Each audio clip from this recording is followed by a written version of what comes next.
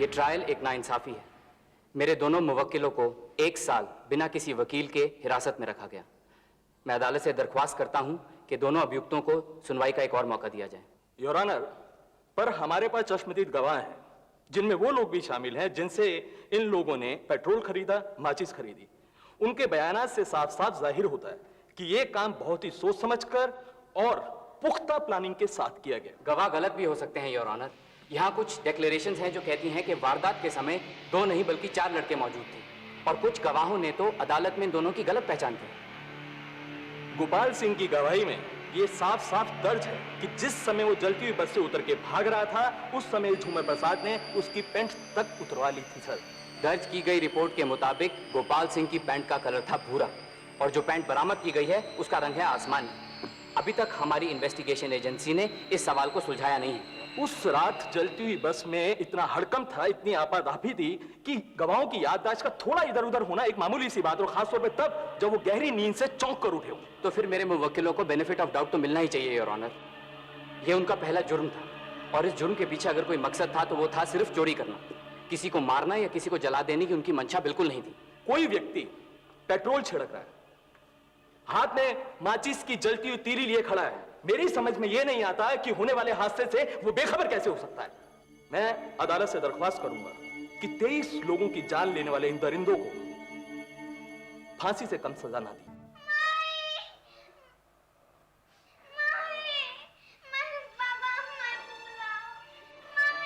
जब तुम लोगों ने पैसे दे ही रहे थे तो फिर उन्होंने बस में आग क्यों लगाई? पता नहीं क्यों साहब, जब उन लोगों ने आग लगाने की धमकी दी, सभी लोगों ने अपने गहने लगे देने लगे, और उनको तो आग लगानी थी और लगा दी। साहब, मेरे बाबा को मेरी आंखों के सामने जला डाला।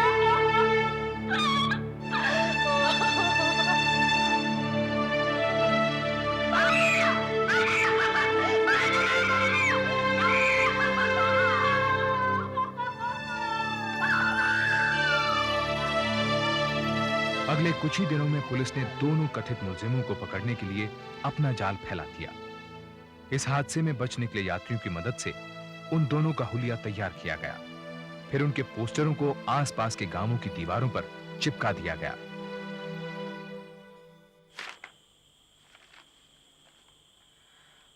ये क्या चक्कर है? ये कहां लगा हुआ था? क्यों हट लिया? गांव के आसपास हर तरह चिपके पड़े हैं, हर तरफ। और जमुना की गांव में एक भी ऐसी दीवार नहीं जहां पे ना लगे हो। वहीं से लाइए फाड़ कर। सारे क्यों नहीं फाड़ दिए उसने? बाप का राजा ना, सारे क्यों नहीं फाड़ दिए। अब क्या करेंगे हम? कहां जाएंगे? यहीं बैठे रहे आराम से। यहां हमें पकड़ने के लिए कौन आ रहा है यार? हम यही ठीक है। तुम ऐसा कर, अपनी बीवी को बोलियो कि वो इस बारे में जरा भी किसी से बात ना करे, सब ठीक हो जाएगा। कौन मरा है?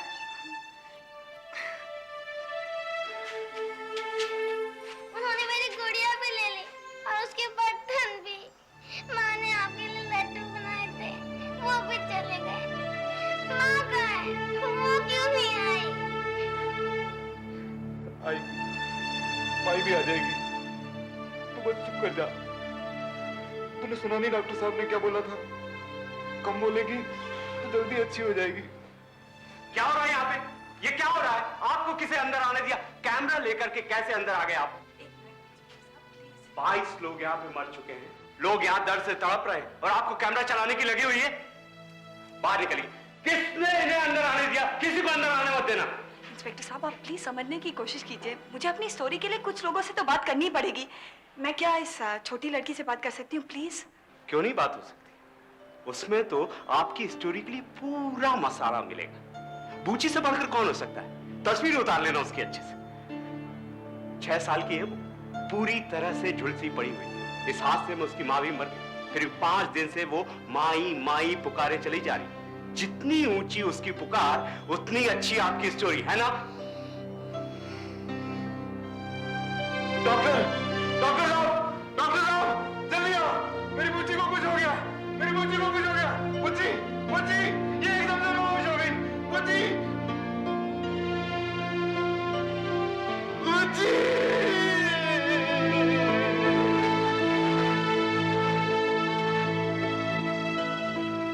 आदमी जलकर मर गए। मरने वालों में ज्यादातर औरतें और बच्चे थे झूमर। अब अगर पकड़े गए ना तो फांसी से कम सजा नहीं होगी, कह दे रहा हूं। 23 लोगों को जला कर मारा हमने। मेरी समझ में ये नहीं आता कि हमारे दिमाग को हुआ क्या था। कैसे कर सकते हैं यार हम ये सब? तूने तीली गिराई क्यों? वैसे तो बड़ी हाँकता रहता है। आया समझदार कबाब चल के। ज्यादा न गुर्रा, उस हबड़ में तूने मेरा दिमाग कब्जा लिया था। कैसे चिल्ला रहा था बाहर, झूमर जला दे, माचिस जला दे, सारी बस। ऐसी हालत में कुछ सूझेगा मुझे? और तिल्ली गिरी क्योंकि मेरा हाथ जल गया था। खुद को देखा था तूने? हाँ? इधर बस जल रही थी, उधर तू सारे लोगों को लूटने में लगा हुआ था। हाँ, तू तो जैसे बड़ा लोगों की मर्रम पट्टी करने में लगा था ना। अरे भागते की लंगोटी तक उतरवा ली तूने। और मेरा मुंह मत खुलवा, मैं भी नहीं खोल रहा हूं अपना। कम से कम तेरी तरह बेशर्मी नहीं छाड़ रहा हूं मैं अपनी इस करनी पर। जाकर अपनी बीवी के कान से पहले बुंदे उतरवा, इससे पहले कि कोई पूछा-पाछी शुरू करे। बेचा यार। इसी दरमियान पुलिस ने अपराधियों को पकड़ने के लिए सामान गिरवी रखने वाली दुकानों की छानबीन भी शुरू कर दी। मंगरू पड़ोस के एक गांव के जिस सामान गिरवी रखने वाले को अपना ज्यादातर लूट का माल बेचता था, वो दुकानदार पुलिस को हाथ लगे सुरागों की एक महत्वपूर्ण कड़ी था। अरे मैंने क्या किया भैया? मुझे क्यों पकड़ रहा है?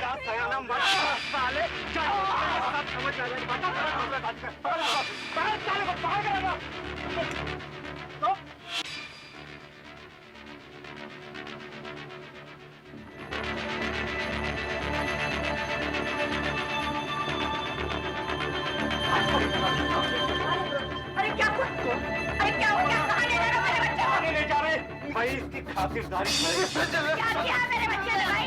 क्या किया? खा गया कुत्ता। अरे कहाँ ले जा रहे मेरे बच्चे को? अरे छोड़ दो, मेरे बच्चे ने कुछ नहीं।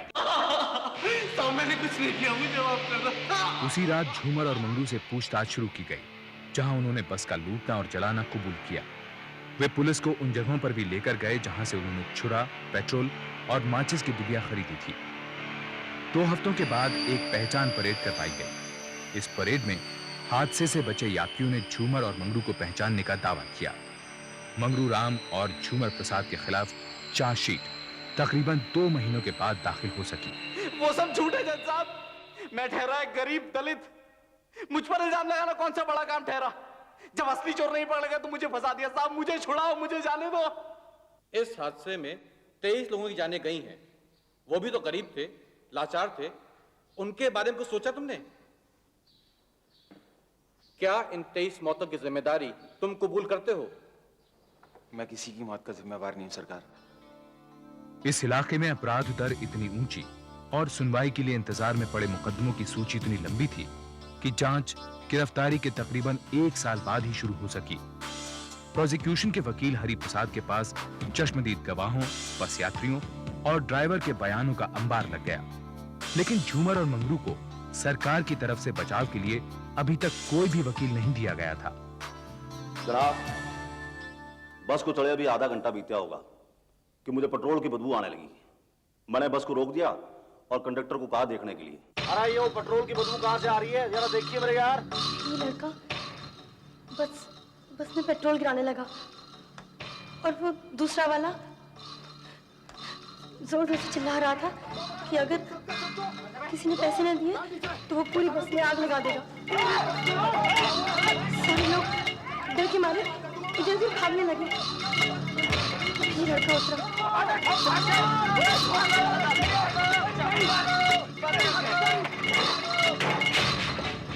जनाब, इस छोरे ने बाहर जाके गेट को बाहर से बंद कर दिया। मैंने दूसरे वाले को दबोचना चाहा तो उसने मेरे गले पे छुरा रख दिया। मुझे दरवाजा चढ़ना दिखाइए वरना पूरा पिरो दूंगा साले। मैं अपनी चीजें समेट रहा था कि जो बच जाए वो भला। तभी अचानक बस में आग भड़कने लगी। मैंने लोगों के पूरे शरीर जलते हुए देखे। मैं बहुत घबरा गया। घबरा कर बस से कूदा और भागने लगा। अपनी पैंट उतार। पैंट उतार, तनिया मेरी चल गई है प्रतिका। देता हूँ। साले पैंट क्यों उतारा? पैसे भी निकाल, ये घड़ी उतार, चेन भी दे। अबे जल्दी कर। अगर इनका बस चलता है योर ऑनर, तो ये लोग जलते लोगों की जेब में भी हाथ डाल देते। जब छोटे छोटे बच्चे और औरतें आग से लिपटे हुए जिंदगी की दुहाई मांग रहे थे, तब भी ये लोग दरिंदों की तरह भागते हुए लोगों की खालें नोच रहे थे। झूमर प्रसाद और मंगरू राम, क्या तुम लोग कोई गवाह पेश करना चाहोगे? ये सब के सब झूठ बोल रहे हैं सरकार। हमने कुछ नहीं किया, माई बाप हमें फंसाया जा रहा है। अभी झूठ बोल रहा है तू? बोल के तू लूट रहा था जब बात चल रही थी। बोल के तू लूट रहा था जब पूंजी मदद को चिल्ला रही थी। नहीं लूट रहा था जब दुनिया तेरे पांव पर गिरी थी। बोल आराम चाले, बोल, तेरा तो बात नहीं बोलेगा साले। बोल ताकि इस सब में बढ़ने से पहले तेरी चुनाव होती है, समझा? समझ गए? कहता है कि ये सब तुमने नहीं किया तूने। बोल। इस सब के बीच एक ह्यूमन राइट्स ऑर्गेनाइजेशन मानवाधिकार चुनौती की ओर से एक लॉयर राजदीप वोरा ने झूमर और मंगरू का केस ले लिया। रौनक, ये ट्रायल एक नाइंसाफी है। मेरे दोनों मुवक्किलों को 1 साल बिना किसी वकील के हिरासत में रखा गया। मैं अदालत से दरख्वास्त करता हूं कि दोनों अभियुक्तों को सुनवाई का एक और मौका दिया जाए।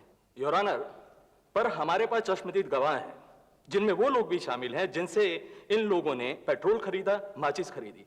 उनके बयानात से साफ साफ जाहिर होता है कि ये काम बहुत ही सोच समझकर और पुख्ता प्लानिंग के साथ किया गया। गवाह गलत भी हो सकते हैं योर ऑनर। यहाँ कुछ डिक्लेरेशंस हैं जो कहती हैं कि वारदात के समय 2 नहीं बल्कि 4 लड़के मौजूद थे, और कुछ गवाहों ने तो अदालत में इन दोनों की गलत पहचान की। गोपाल सिंह की गवाही में ये साफ साफ दर्ज है कि जिस समय वो जलती हुई बस से उतर के भाग रहा था, उस समय झूमर प्रसाद ने उसकी पैंट तक उतरवा ली थी। सर, दर्ज की गई रिपोर्ट के मुताबिक गोपाल सिंह की पैंट का कलर था भूरा, और जो पैंट बरामद की गई है उसका रंग है आसमानी। अभी तक हमारी इन्वेस्टिगेशन एजेंसी ने इस सवाल को सुलझाया नहीं है। उस रात जलती हुई बस में इतना हड़कंप था, इतनी आपाधापी थी कि गवाहों की याददाश्त का थोड़ा इधर उधर होना एक मामूली सी बात, और खासतौर पे तब जब वो गहरी नींद से चौंक कर उठे हो। तो फिर मेरे मुवक्किलों को बेनिफिट ऑफ डाउट तो मिलना ही चाहिए योर ऑनर। ये उनका पहला जुर्म था, और इस जुर्म के पीछे अगर कोई मकसद था तो वो था सिर्फ चोरी करना। किसी को मारना या किसी को जला देने की उनकी मंशा बिल्कुल नहीं थी। कोई व्यक्ति पेट्रोल छिड़क रहा है, हाथ में माचिस की जलती हुई तीली लिए खड़ा है, मेरी समझ में यह नहीं आता है कि होने वाले हादसे से वो बेखबर कैसे हो सकता है। मैं अदालत से दरख्वास्त करूंगा कि 23 लोगों की जान लेने वाले इन दरिंदों को फांसी से कम सजा ना दी जाए। मुकदमे में जांच पड़ताल 6 महीने तक चलती रही।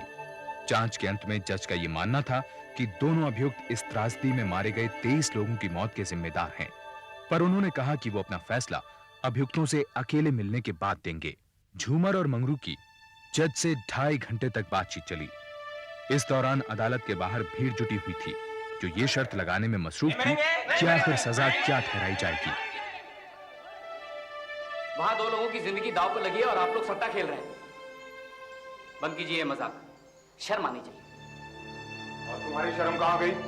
वो दोनों लौंडे 23 लोगों की जान से खेल गए, वो कुछ नहीं, मेरी नन्ही सी बच्ची को खा गए वो हरामजादे। तुम कैसे लड़ सकते हो उनके लिए? तुम क्यों बताना चाहते हो उनको? बताओ। इस वारदात के पीछे सिर्फ एक ही मोटिव था, और वो था थोड़े से पैसे कमाना, जिसके लिए मुलजिमों ने एक खतरनाक रास्ता अपनाया। इस जुर्म के लिए मुलजिम आखिरी सांस छूटने तक फांसी की सजा के हकदार हैं। इससे कम कोई भी सजा हमारे समाज की सुरक्षा के ढांचे पर एक सवालिया निशान होगी। The sentence is subject to consideration by the High Court.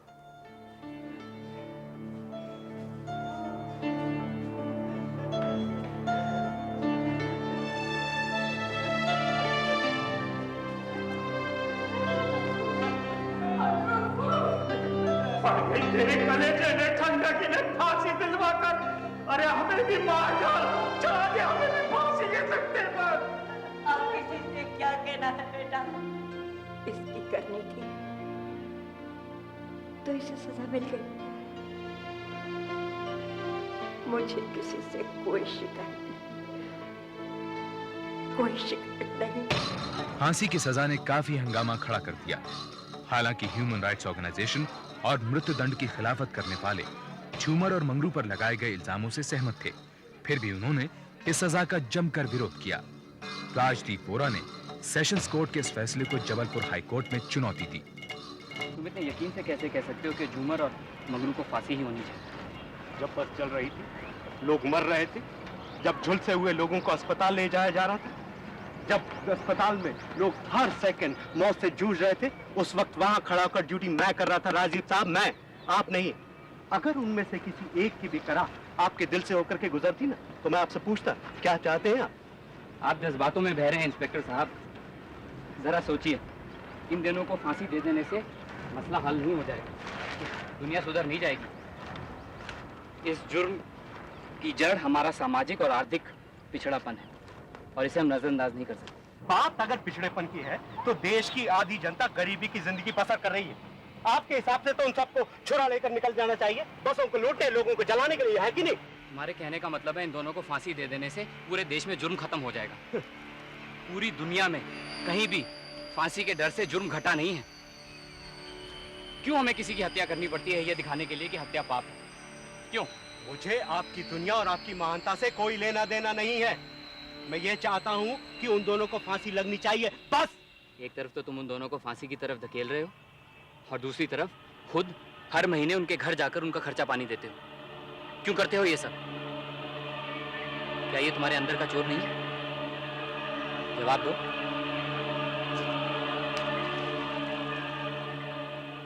High court और उसके बाद सुप्रीम कोर्ट ने सेशंस कोर्ट के फैसले को मंजूरी देकर फांसी का दिन निश्चित कर दिया। राजदीप बोरा ने मर्सी पिटीशन दाखिल करने का फैसला किया कि मेरी एक बिटिया है जिसको अब तक देखना भी नसीब नहीं हुआ और जिसकी उम्र सिर्फ 2 ही साल की होगी। उसकी देखभाल कौन करेगा? और वकील साहब, ये बात जरूर लिख दीजिएगा कि अगर मेरी बहन की शादी के लिए पैसा नहीं चाहिए होता तो मैं लूटपाट कभी भी नहीं करता। कसम से ऐसा सोचता भी नहीं। तुमने अच्छी तरह से सोच लिया, तुम्हें और कुछ नहीं कहना? मेरे पास ऐसा कुछ भी नहीं है जिस पर दया की जाए। इतने समय तक झूठ बोलता रहा, इसके लिए माफी जरूर चाहूंगा। 23 लोगों को जलाकर मार डालने की जिम्मेदारी मेरे सर पर है। मार्च 1995 में राजदीप बोरा ने गवर्नर के ऑफिस में मर्सी पिटीशन को दाखिल किया, जिसे गवर्नर ने खारिज कर दिया। बाद में उसने क्षमा के लिए राष्ट्रपति को भी अपील की, पर सितंबर 1995 में राष्ट्रपति ने भी उनकी इस अपील को ठुकरा दिया। अम्मा, तार आया। बेटा, मुझे तो पढ़ना नहीं आता, तू ही पढ़ दे। सरकारी मोहर भी है। झूमर प्रसाद और मंगरू राम को 23 लोगों की मौत का जिम्मेदार ठहराते हुए ताज़ीरात हिंद दफा 302 के तहत 31 मार्च 1996 की सुबह 5 बजे फांसी पर लटकाया जाएगा।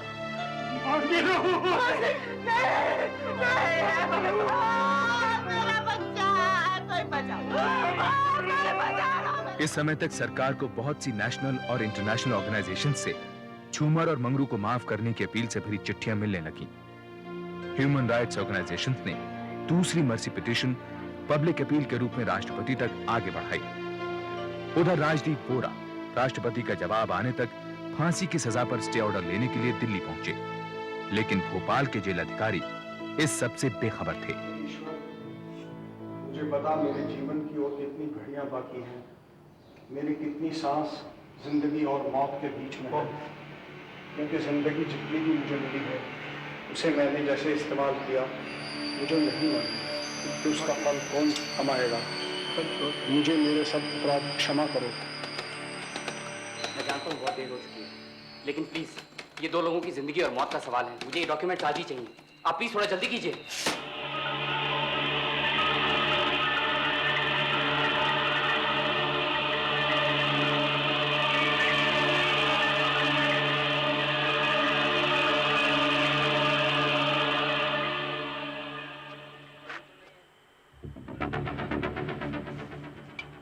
साहब आपको अंदर बुला रहे हैं। शुक्रिया। छोड़ दो, छोड़ दो, कहाँ ले जा रहे हो मुझे? छोड़ दो, छोड़।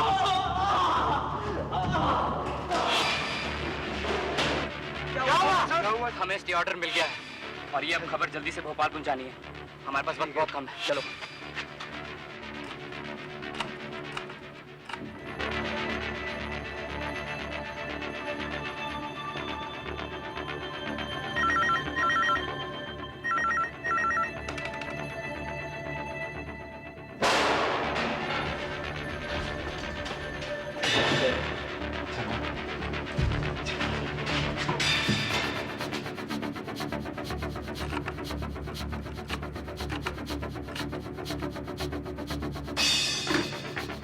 हेलो हेलो, इंस्पेक्टर कुमार मैं दिल्ली से राजीव बोरा बोल रहा हूँ। देखिए, सुप्रीम कोर्ट ने मंगरू और झूमर की फांसी पर रोक लगा दी है और मैं चाहता हूँ जल्दी से जाके ये मैसेज वार्डन को दीजिए।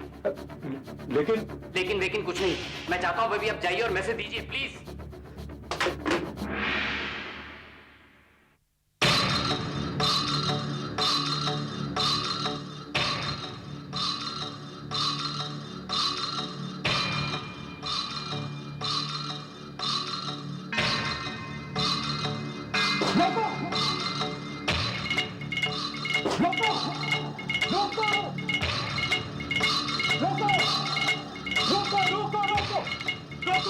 इनकी फांसी टल गई है।